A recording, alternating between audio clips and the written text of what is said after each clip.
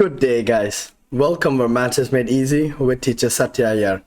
In this video, I'll be teaching you guys about probability of independent events. Make sure you watch the entire video to have a better understanding of this topic. Now let's get to it, guys.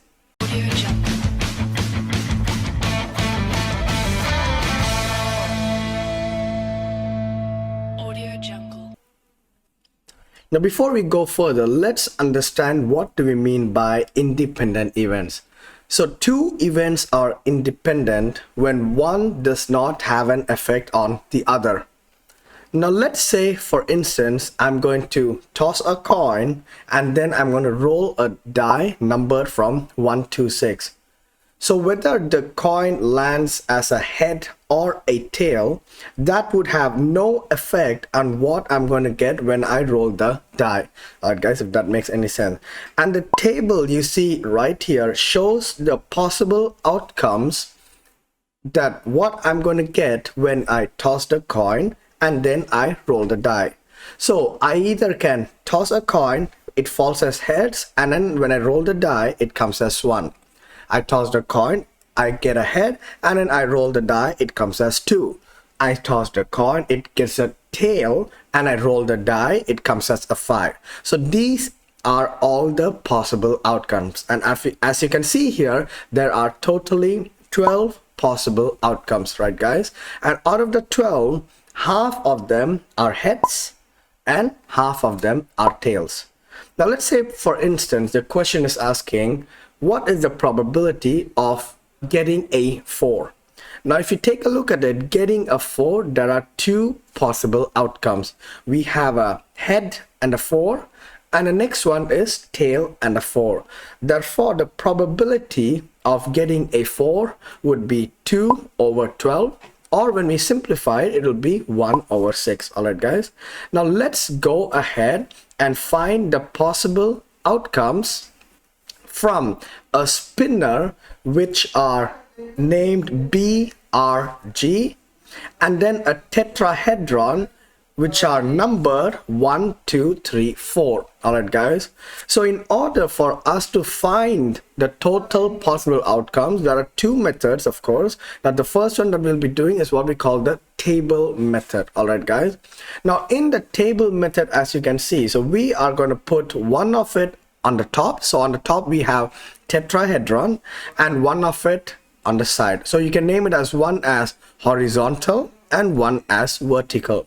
Now in the tetrahedron, all right guys, we have it numbered as 1, 2, 3 and 4, right guys?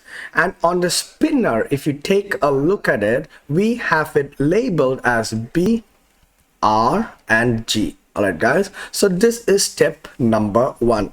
Now step number 2, what we're going to do is we are going to find the total possible outcomes. So we are going to get a B and a 1, right guys? So the spinner can either come on a B, and when we roll the tetrahedron, it can come on a 1, or it's going to be B and 2, B and 3, B and 4, right guys? The next one what we have here is it can either come as R and 1, R2, R3, R4, and the next one what we have is G1, G2, G3 and G4. All right guys, so as you can see here, the total possible outcomes are 12, right guys? The total possible outcomes are 12.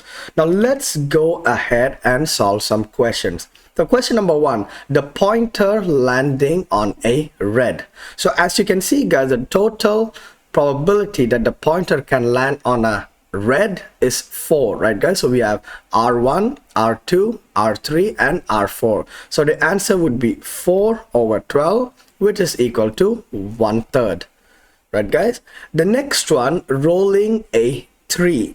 Now if we take a look at it, rolling a 3, we have B3, R3 and green 3. So the total possible outcomes are 3 over 12, which is 1/4. And the next one is getting a red and a 3. So it must be a red and a 3. And getting red and a 3, we just have one possible outcome, which is red and a 3, right guys? So the probability of getting red and 3 would be 1 over 12.